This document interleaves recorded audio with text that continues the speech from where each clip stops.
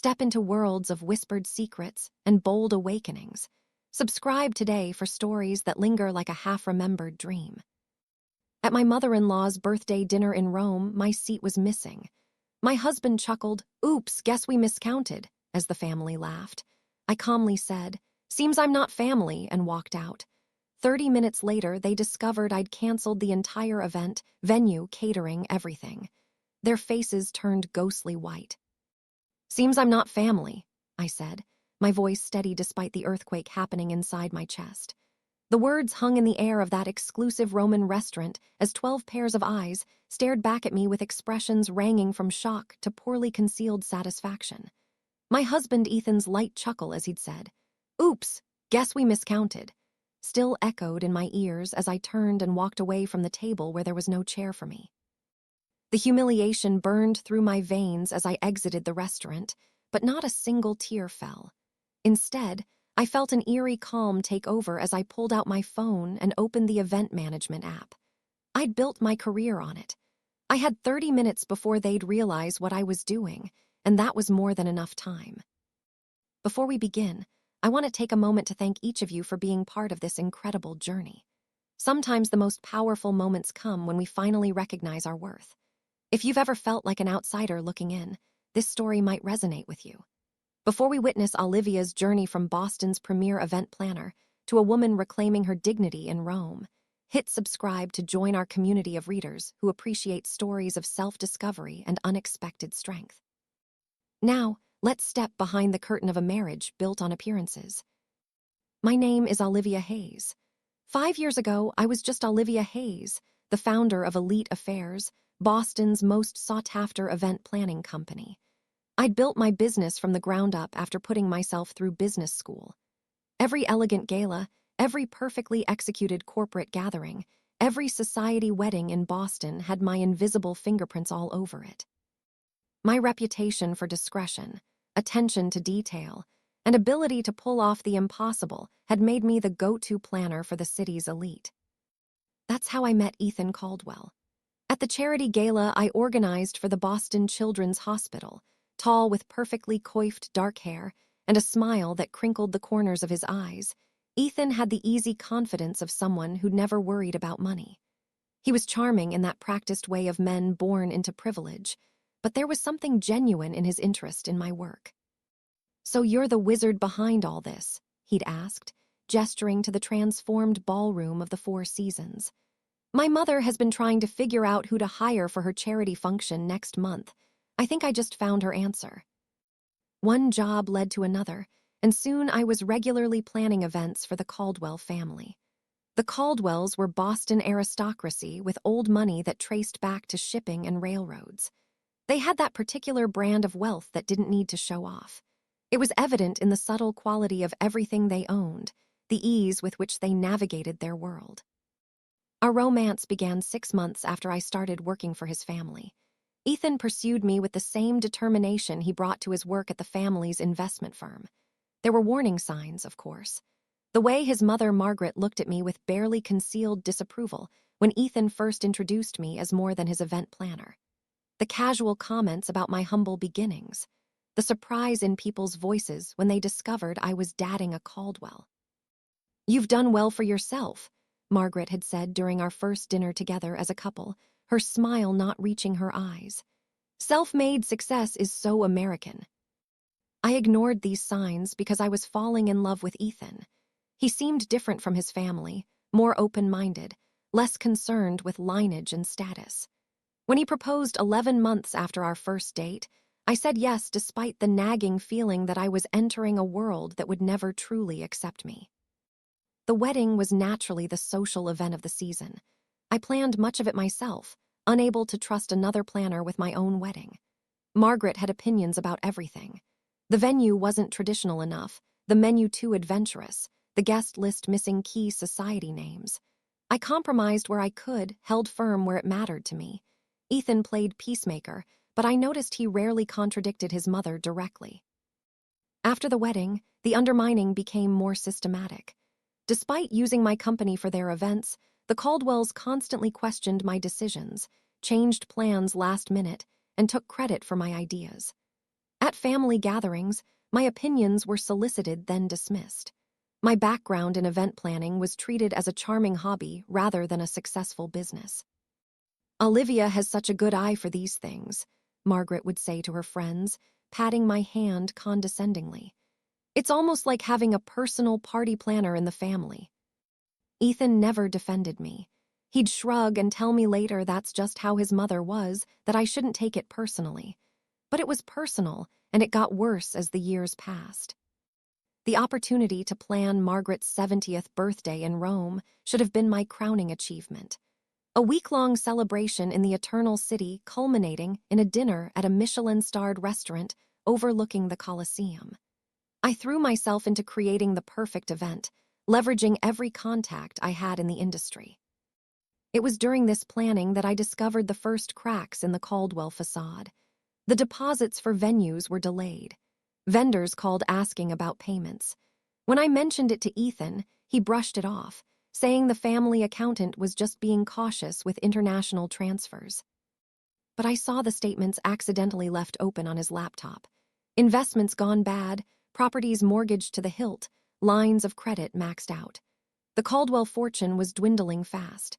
Still, I kept planning, using my own company's credit line to secure deposits when needed. I told myself it was temporary, that Ethan would explain everything once the birthday celebration was behind us. Then came the morning of our flight to Rome. Ethan was in the shower when his phone pinged with a message. I never checked his phone. I'd always respected his privacy, but something made me look that morning. The message preview from V was clear on his screen. "Can't wait to see you in Rome. Have you told her yet?" My fingers moved without conscious thought, opening the message thread with Vanessa Hughes, Ethan's college girlfriend, the woman his parents had always adored, the woman they had expected him to marry before he met me. The messages went back months. Plans made, a future discussed, and yes, a baby. Their baby due in 4 months. I took screenshots, forwarded them to myself, then deleted the evidence from his phone. I packed my bags, plastered on a smile, and boarded the flight to Rome with my husband and his family. Now, standing outside that restaurant in Rome, I made my choice. I wouldn't confront Ethan before the dinner. I would let events unfold, and when they did, I would be ready. Our flight landed at Fiumicino Airport just as the golden Italian sunset painted Rome's skyline. I'd arranged private transportation for the entire Caldwell entourage. Ethan's parents, Margaret and Thomas, his sister Laura with her husband James, his brother William with his wife Susan, and 2 sets of aunts and uncles. The convoy of sleek black Mercedes vans waiting at the terminal should have impressed them. Instead, Margaret's first words stepping off the plane were, "I thought I'd specified the hotel cars, Olivia. These seem rather generic." I bit my tongue as I had countless times before. The hotel had a scheduling issue. These are actually from Lux Transport.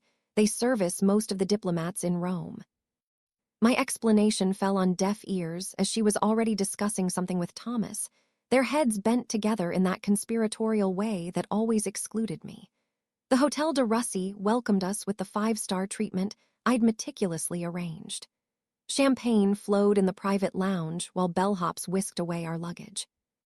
I'd spent months securing the perfect accommodations, selecting suites with the best views, arranging welcome baskets filled with Italian delicacies, and planning personalized schedules for each family member. Margaret barely glanced at her itinerary before setting it aside. "We'll just play it by ear," she said, waving away weeks of careful planning. "The family knows Rome quite well." Our suite was magnificent, a terrace overlooking the Spanish Steps, fresh flowers in every room, and a bottle of Ethan's favorite Barolo breathing on the sideboard. But the moment we entered, Ethan's phone buzzed, and he stepped onto the terrace, speaking in hushed tones. "Work?" I asked when he returned. "Just some investment issues," he replied, not meeting my eyes. "Let's get ready for dinner." The welcome dinner I'd planned at a charming trattoria in Trastevere became the first clear sign of my exclusion. Somehow, the seating arrangement shifted just before we arrived, and I found myself at the far end of the table, separated from Ethan by his cousin and aunt. Throughout the meal, inside jokes flew across the table, stories of previous family trips to Italy from which I'd been absent. When I attempted to join the conversation about the week's planned activities, Laura interrupted. "Oh, Olivia, we've actually decided to do some family shopping tomorrow instead of the Vatican tour." "Family shopping?" I asked. "You know," Margaret interjected smoothly. "Just some tradition we have. You'd be bored, dear. Why don't you use the time to check on the birthday arrangements?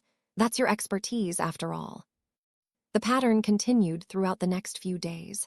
I'd wait to find Ethan already gone, a hastily scribbled note about meeting his father for breakfast. The family would disappear for hours on impromptu excursions that somehow everyone knew about except me. Whispered conversations in corners of the hotel lobby abruptly stopped when I approached. Dinner reservations mysteriously changed to accommodate old friends who happened to be in Rome, friends who looked at me with barely disguised curiosity, as if assessing how I was handling what was coming. On the third morning, opportunity presented itself when Ethan rushed to meet his brother, leaving his briefcase unlocked. The documents inside confirmed my worst fears. Draft separation papers prepared by the Caldwell family attorney, dated 2 months earlier. A proposed settlement offering a pittance compared to what I was entitled to. And most damning, a script, an actual script, outlining how Ethan would announce our impending divorce at his mother's birthday dinner, presenting it as a mutual decision reached amicably. My hands trembled as I photographed each page with my phone. There it was in black and white, the perfect stage-managed exit of the unsuitable wife, timed for maximum public impact, yet minimum social embarrassment for the Caldwells. Margaret's birthday wasn't just a celebration. It was to be my funeral as a Caldwell.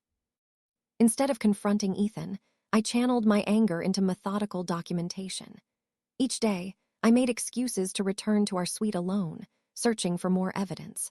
I found bank statements showing massive withdrawals to offshore accounts, email printouts discussing the liquidation of assets before the situation becomes public, a handwritten note from Margaret to Ethan. "Once this unpleasantness with Olivia is behind us, Vanessa will be welcomed back properly." My professional mask remained firmly in place as I continued overseeing the birthday preparations. I confirmed floral arrangements, met with the restaurant manager, approved the custom menu cards, all while collecting digital breadcrumbs of the Caldwells' financial house of cards. When anyone asked why I seemed distracted, I blamed last-minute event details. In reality, I was building my arsenal. The morning of Margaret's birthday dawned bright and clear. I woke early, slipping out of bed without disturbing Ethan. The day's schedule was packed. A private morning tour of the Borghese Gallery, lunch at a vineyard outside the city, then returning to the hotel to prepare for the evening's grand dinner. As the event planner, I needed to arrive at the restaurant early to ensure everything was perfect. I was in the hotel's business center, printing final confirmations, when I overheard Margaret's voice from the adjacent concierge desk. The dividing wall was thin, and her imperious tone carried clearly. "There will be 12 seats, not 13, she instructed someone over the phone. "I don't care what the original reservation says. The seating chart I sent is final. PA, then no, that won't be a problem. The arrangement has been discussed with my son. His wife will not be staying for the dinner. A family matter, you understand. No need for questions." When she leaves, my blood turned to ice as the pieces clicked into place. The missing seat wasn't an oversight or last-minute adjustment. It was the centerpiece of their plan, a public humiliation designed to make my exit look like my choice rather than their orchestration. I closed my laptop, gathered my papers, and walked to the elevator with measured steps. Inside, I pulled out my phone and began making a new set of arrangements. If the Caldwells wanted a memorable birthday dinner, I would ensure it was unforgettable, just not in the way they had planned. I arrived at Aroma Restaurant an hour before the other guests, as any good event planner would. The rooftop venue offered a breathtaking panoramic view of the Colosseum bathed in the amber glow of sunset. I personally inspected every detail, from the hand-calligraphed place cards to the arrangement of Margaret's favorite white peonies and roses. The champagne was chilling, the 7-course tasting menu confirmed, and the 3-tiered birthday cake was a masterpiece of Italian craftsmanship. "Is everything to your satisfaction, Signora Caldwell?" asked Antonio, the maitre d'.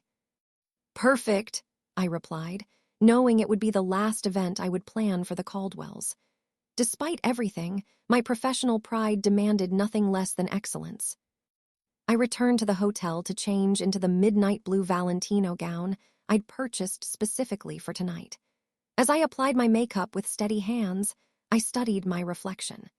5 years of trying to fit into a world that was determined to reject me had taken its toll, but not in the way the Caldwells might have hoped.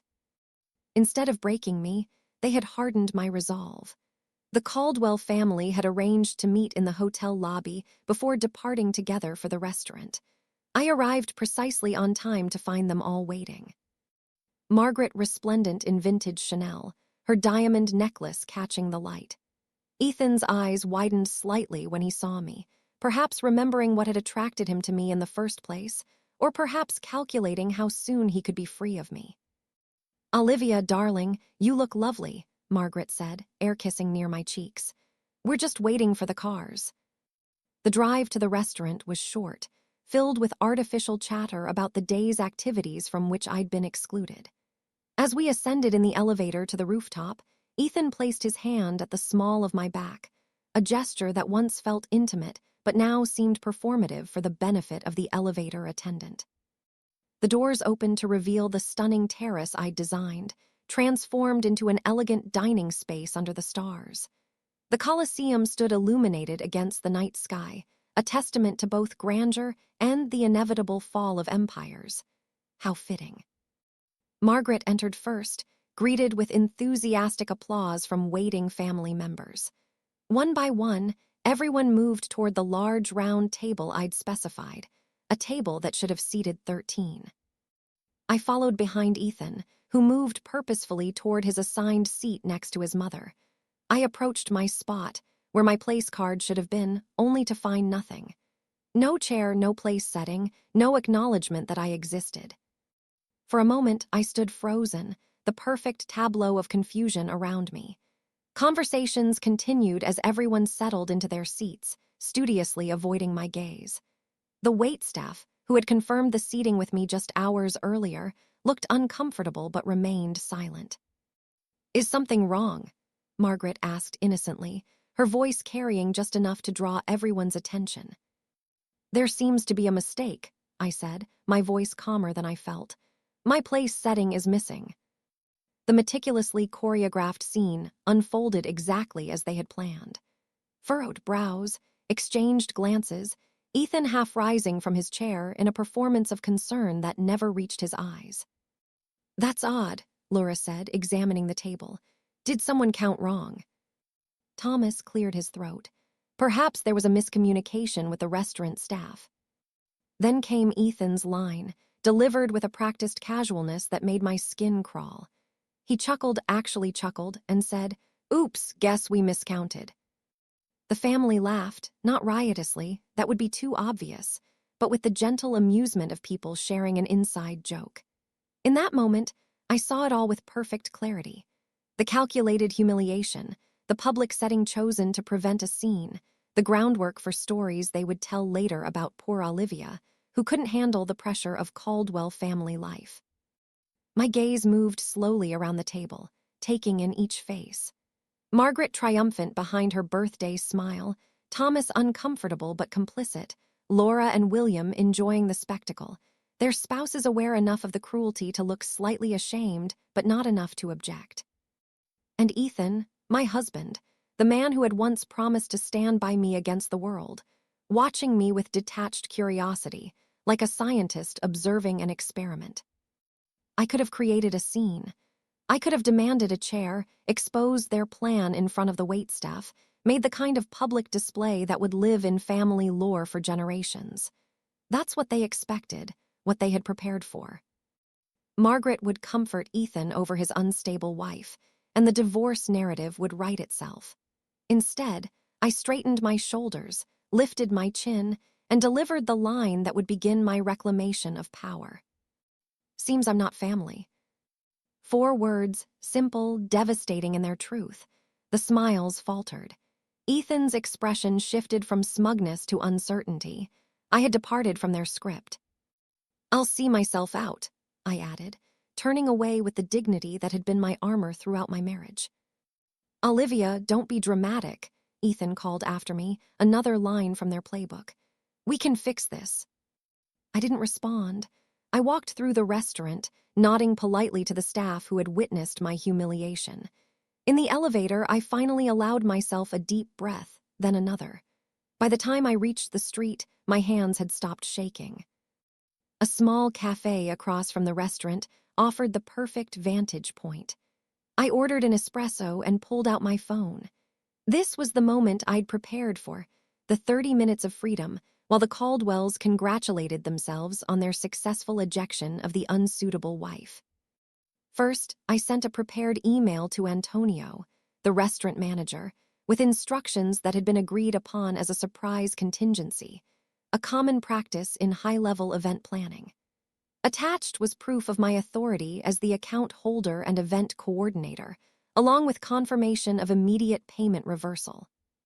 Next came the calls to the vineyard scheduled for tomorrow's lunch, the private Vatican guide for the following day, the yacht captain for the Amalfi Coast excursion, the villa in Tuscany for the final weekend. One by one, I canceled everything, transferring the deposits I'd made with my own company's credit line back to my business account. With each cancellation, I felt lighter. The emails from Ethan began arriving, first annoyed, then confused, then increasingly desperate as my tactics became clear. I ignored them all. 28 minutes after I had walked out of the restaurant, I finished my espresso and paid the bill. It was time for the final act. I stood, smoothed my Valentino gown, and walked back across the street to witness the moment when Margaret Caldwell's perfect birthday celebration crumbled around her. I entered Aroma Restaurant through the service entrance, a route I'd familiarized myself with during my earlier inspection. Antonio, the restaurant manager, met me with a concerned expression. "Signora Caldwell, are you certain about this? It is most unusual." "I'm absolutely certain, Antonio, and I appreciate your discretion." I handed him a sealed envelope. "This contains proof of the payment reversals and the cancellation of my company's guarantee for tonight's expenses, as we discussed. The Caldwells will need to provide a new method of payment to continue their dinner." Antonio nodded solemnly. In the events world, relationships were everything. I had worked with Antonio on 3 previous occasions for other Boston clients visiting Rome. He owed me favors, and while he might find my request peculiar, professional courtesy dictated he comply. "When should I inform them?" he asked. "I'll text you in 5 minutes. I'd like to observe from somewhere discreet." He guided me to a small alcove near the kitchen entrance with a perfect view of the Caldwell table. They were in the middle of toasting Margaret, champagne flutes raised high, faces glowing with self-satisfaction. The first course had just been served, the imported oyster caviar that Margaret had specifically requested. It had been almost too easy to dismantle Margaret's birthday week. Most high-end vendors in the hospitality industry operate in a network of mutual trust and references. As the event planner who had made all the arrangements and whose company credit lines secured the deposits, I had the authority to make changes. The digital trail of emails, contracts, and payment authorizations all bore my name and signature, not Margaret's or Ethan's. My phone vibrated, a new message from Ethan. "Olivia, where are you? Stop being childish and come back." Then another, "Mother is upset. You're embarrassing yourself." I didn't respond. Instead, I texted Maria at the Villa Borghese, where the family was scheduled to stay for the Tuscany leg of the trip. Maria confirmed the cancellation and wished me well, adding that my substantial tip to her staff would be refunded separately to my business account. My phone vibrated again, with messages from Ethan now arriving in rapid succession. "The hotel just called. They said our reservation for tomorrow night is canceled. What are you doing, Olivia? This is ridiculous. Call me immediately." This is not funny. Fix this now. I texted Antonio. You may proceed. From my hidden vantage point, I watched as Antonio approached the table with two other staff members. He leaned down to speak quietly to Thomas, who was seated at the head of the table opposite Margaret. The family continued eating, initially paying little attention to the interruption. Thomas's expression changed first, from polite interest to confusion, then alarm. He pulled out his wallet, speaking more animatedly to Antonio. The manager shook his head apologetically, showing Thomas something on a tablet. By now, the entire table had noticed the disruption. Margaret set down her fork, her regal posture betraying the first hints of tension. Ethan was staring at his phone, presumably reading my latest text explaining exactly what I had done. All deposits have been returned to my company account. All arrangements for the week canceled. Your family financial issues are about to become very public. Enjoy your caviar. The scene unfolded like a perfectly choreographed ballet of chaos. Thomas stood, his face flushed with anger or embarrassment, perhaps both. Margaret's hand flew to her diamond necklace, clutching it as if for support. Laura was frantically whispering to her husband. William pulled out his phone, presumably trying to verify what was happening. And Ethan sat frozen, his face drained of color.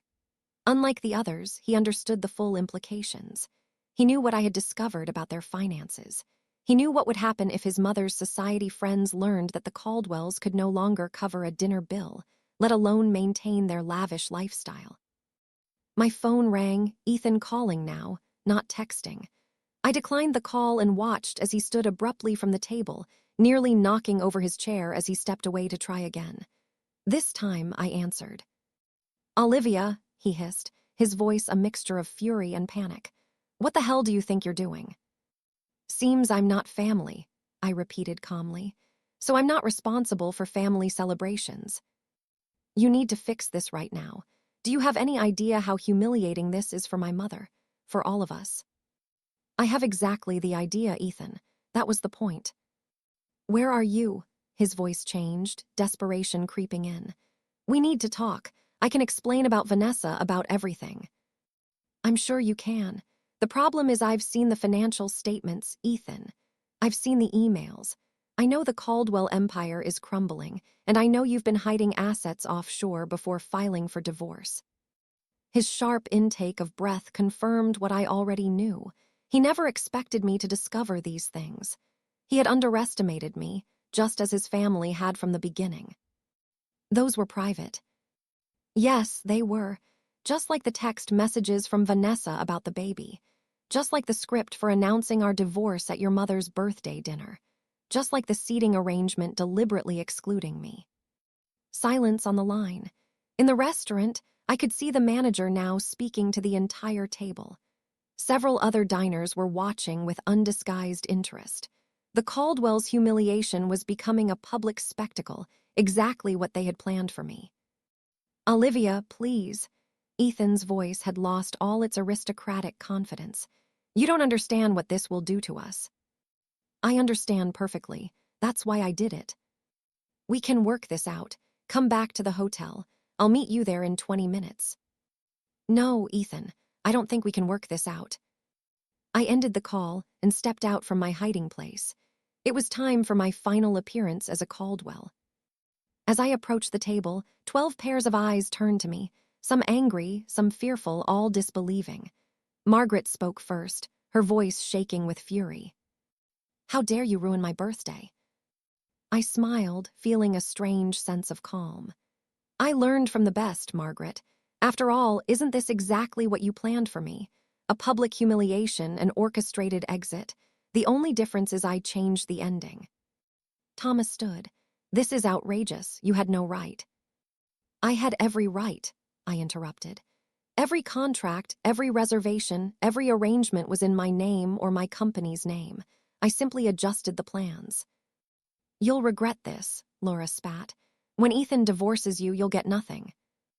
That's where you're wrong, I replied, looking directly at Ethan. I have copies of everything, the offshore accounts, the hidden assets, the fraudulent business dealings. I'm sure the IRS will find it all fascinating reading. Their faces turned ghostly white as the implications sank in. In that moment, I felt no triumph, no vindication, only a profound sense of liberation. As I turned and walked away from the Caldwell family for the last time, I left Italy the next morning, upgrading myself to first class on a direct flight to Boston, using points I'd accumulated planning the Caldwells' previous vacations. The irony wasn't lost on me. Behind me, I left a family in crisis, their carefully constructed facade crumbling in real time.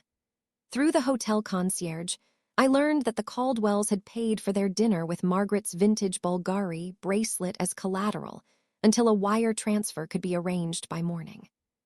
Word had spread through Rome's high-end hospitality network that the illustrious American family was having payment difficulties. The remaining vendors I hadn't personally canceled began requesting upfront payments rather than promises. My phone was flooded with messages, some threatening, others pleading. I read them during my layover in London, sipping Earl Grey tea in the British Airways lounge. Richard, this is actionable. Our lawyers will be in touch. Laura, you've made the biggest mistake of your life. William, did you really think you could humiliate our family without consequences? Margaret's message was the most revealing. I always knew you were common. This vindictive display only proves what I've said from the beginning. But it was the succession of messages from Ethan that told the real story of a family in freefall. First, you have no idea what you've done. My father had a minor heart episode. Is that what you wanted? Then, the Prescotts and Whitmores saw everything. Do you know what this means for our standing? Later, the hotel is demanding payment for the entire week up front. They say all guarantees have been canceled. And finally, please, Olivia, I need to talk to you. It's about more than us now. I didn't respond to any of them. Instead, I forwarded the financial documents I'd gathered to my lawyer with instructions to hold them securely until needed. If the Caldwells pursued litigation, I would be prepared. When I arrived home to our Beacon Hill brownstone, I hired a moving company to pack my personal belongings. I took only what was unquestionably mine: clothes, jewelry I'd purchased myself, my collection of first edition books, and the artwork I'd acquired before our marriage. Everything else, including the wedding gifts and items purchased jointly, I left behind. I wanted nothing that could tie me to the Caldwells' web of deceit. 2 days later, the Boston Globe published a small item in their society section. Investment group faces inquiry. The article mentioned financial irregularities and questions from investors. While it didn't make front-page news, it was enough to send ripples through Boston's social circles. Ethan appeared at my new apartment unannounced 1 week after I returned from Rome. He looked haggard, the polished veneer of privilege replaced by genuine desperation. "You need to come home," he said when I opened the door. "This has gone far enough." "This isn't a negotiation tactic, Ethan. This is divorce." He stepped inside without invitation, running his hands through his disheveled hair. "The SEC is looking into father's accounts. 2 board members have resigned. Mother had to cancel her charity gala because 3 major donors pulled out." "That sounds like a Caldwell family problem," I replied. "Not mine." "It's your problem if I go down with the ship," he countered. "We're still married. My debts are your debts." I allowed myself a small smile. "Not when I have proof that you deliberately excluded me from financial decisions and hid assets with the intent to defraud me in divorce proceedings. My lawyer assures me that's enough to protect me." His facade cracked completely then. Ethan sank onto my couch, head in his hands. "I never wanted it to be like this." "What did you want, Ethan? To marry me for my event planning skills? To use me to manage your social calendar while you reconnected with Vanessa? To discard me when I was no longer useful?" "It wasn't like that in the beginning," he said quietly. "I did love you. But not enough to stand up to your family. Not enough to be honest about your affair." I sat across from him, feeling strangely calm. "When is the baby due?" His head snapped up. "How did you?" 4 months, according to the texts I saw. Congratulations. A heavy silence fell between us. Outside, rain began to tap against the windows of my new apartment, smaller than our brownstone, but mine alone, paid for with the proceeds from a business I'd built without Caldwell money or connections. "I'll give you whatever you want," Ethan finally said. "Just hand over those documents and sign an NDA, name your price." That was the moment I realized the Caldwells still didn't understand me at all. After 5 years, they still saw me as someone who could be bought, someone motivated by the same material concerns that drove their existence. "I don't want your money, Ethan. I want my freedom. I want the truth acknowledged." I stood up, indicating our conversation was ending. "The documents stay with my lawyer unless you try to drag me down with you. The divorce terms are simple. I walk away with what's mine, you with what's yours, and Vanessa, the baby. That's between you and your conscience. I hope you'll be a better husband to her than you were to me." After he left, I stood by the window, watching the rain intensify. The scandal unfolded gradually over the following weeks. The Boston Globe ran a more extensive piece on the Caldwell Investment Group's financial irregularities. Longtime clients quietly withdrew their portfolios. Margaret's position on 3 prestigious charity boards became emeritus rather than active. Vanessa's pregnancy became public knowledge when she was spotted at her obstetrician's office wearing an engagement ring. The timeline made it clear that their relationship had resumed long before our marriage ended. In Boston's high society, infidelity might be tolerated if discreet, but such blatant misconduct violated the unspoken code. My business thrived despite, or perhaps because of, the scandal. Clients who had once looked down on me now appreciated my discretion and integrity. The story that circulated wasn't about a woman scorned, but about a professional who refused to be used and discarded. 6 months later, I received an invitation that made me laugh out loud when I opened it. A request to bid on planning Margaret Caldwell's next charity event. Apparently, desperation had overcome pride. I declined politely, citing a full schedule. The divorce was finalized without drama. The Caldwells, focused on salvaging their reputation and finances, agreed to my terms without argument. Ethan and Vanessa married quietly, their daughter born 2 weeks later. I sent no gift. On the 1-year anniversary of that night in Rome, I found myself planning another event in Italy, a celebrity wedding on the Amalfi Coast. As I stood on a terrace overlooking the Mediterranean, phone in hand and vendors at my command, I realized something unexpected. I was happy, not despite the collapse of my marriage, but because of it. The Caldwells had tried to make me feel small, to reduce me to an accessory in their grand narrative. Instead, they had inadvertently freed me to reclaim my story. In losing what I thought I wanted, I had found what I actually needed. Not acceptance from a family determined to reject me, but the courage to reject a life built on appearances. I raised my glass to the setting sun, toasting the missing chair that had shown me exactly where I belonged.